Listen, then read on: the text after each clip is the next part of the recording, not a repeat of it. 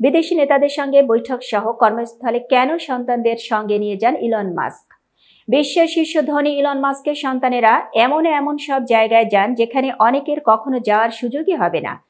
বিদেশি নেতাদের সঙ্গে বৈঠক থেকে শুরু করে স্পেস এক্সের উৎক্ষেপণ কেন্দ্রের নিয়ন্ত্রণ কক্ষ, সব জায়গাতেই মাস্কের সন্তানদের উপস্থিতি দেখা যায়।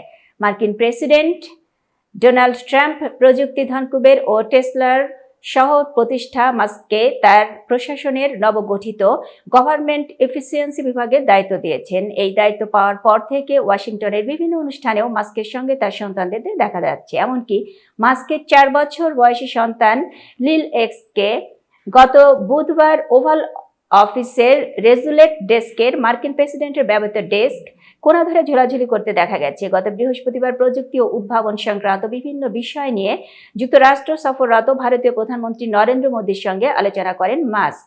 তখন সেখানে এক্স সহ মাস্কের 3 সন্তান উপস্থিত ছিলেন। তারা মোদীর সঙ্গে উপহার বিনিময় করেন। ওয়াশিংটনে আসার আগেও মাস্কের সঙ্গে তার সন্তানদের বিভিন্ন গুরুত্বপূর্ণ বৈঠকে আয়োজনে দেখা গেছে। এতক্ষণ বার্তা বৈঠকের সাথে থাকার জন্য ধন্যবাদ। নতুন নতুন তথ্য সংবাদ পেতে বার্তা বৈঠকের ইউটিউব চ্যানেল ও ফেসবুক পেজের সাথেই থাকুন।